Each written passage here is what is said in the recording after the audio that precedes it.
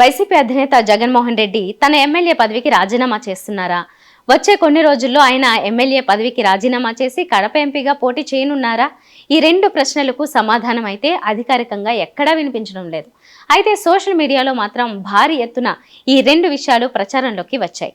YCP అధినేత జగన్మోహన్ రెడ్డి తాజా ఎన్నికల్లో ఘోర పరాజయం మూటకట్టుకున్నటువంటి విషయం తెలిసిందే.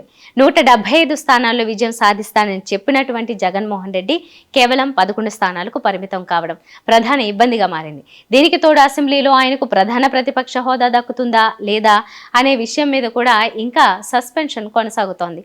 ఇదిలా ఉంటే అసలు జగన్మోహన్ రెడ్డి తాను గెలిచినటువంటి పులివెందుల స్థానానికి రాజీనామా చేయడం, అదే సమయంలో కడప ఎంపీగా పోటీ చేయడం అనే ఈ రెండు కాన్సెప్ట్లు కూడా అత్యంత చర్చనీయాంశంగా మారాయి.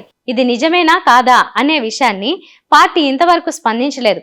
కానీ వాస్తవం ఏంటంటే జగన్మోహన్ రెడ్డికి ఇప్పుడు ఇలా చేయాల్సినటువంటి అవసరం కానీ అవకాశం కానీ ఉందా అంటే లేదు. ఎందుకంటే ఇక్కడైనా పార్లమెంట్లో అయినా ఆయన చేసేది పెద్దగా ఏమీ లేదు.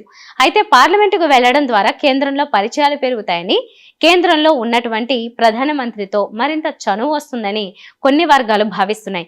కానీ జగన్ స్థాయిని బట్టి అంచనా వేస్తే ఇది అంత పెద్ద విషయం కాకపోవచ్చు.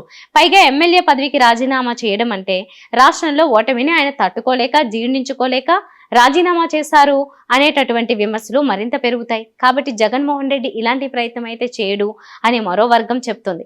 మరోవైపు తన మాతృమూర్తి విజయలక్ష్మిని పులివెందుల నుంచి పోటీ చేయిస్తారని, తద్వారా తాను కడప ఎంపీగా పోటీ చేసి పార్లమెంట్లో అడుగు పెడతారని మరో ప్రచారం జరుగుతోంది. దీనిలోనూ వాస్తవం పెద్దగా కనిపించడం లేదు. ఎందుకంటే విజయలక్ష్మి ఇప్పటికే రాజకీయంగా పక్కకు తప్పుకున్నారు, రాజకీయాలకు దూరంగా ఉంటున్నారు.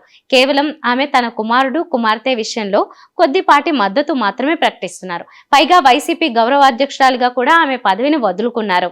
విజయలక్ష్మి ఇప్పుడు రావడం, పోటీ చేయడం అనేటటువంటిది నిస్సందేహంగా అనుమానం.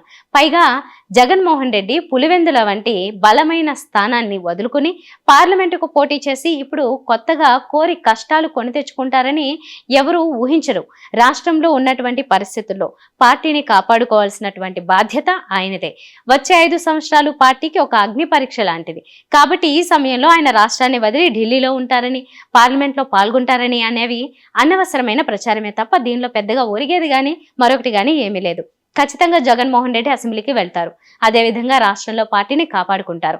ఇందులో ఎలాంటి సందేహం లేదు. Please do subscribe to Telugu Rajyam channel. Please do subscribe to Telugu Rajyam channel. Please do subscribe to Telugu Rajyam channel. Hi అండి, నేను మీ ఆర్పీని, నెల్లూరు పెద్దారెడ్డి చేపల పులుసు ఓనర్ని. మీరు తెలుగు రాజ్యం అనే ఈ యూట్యూబ్ ఛానల్ సబ్స్క్రైబ్ చేసుకుని మంచి మంచి వీడియోలతో వస్తారు. Thank you so much.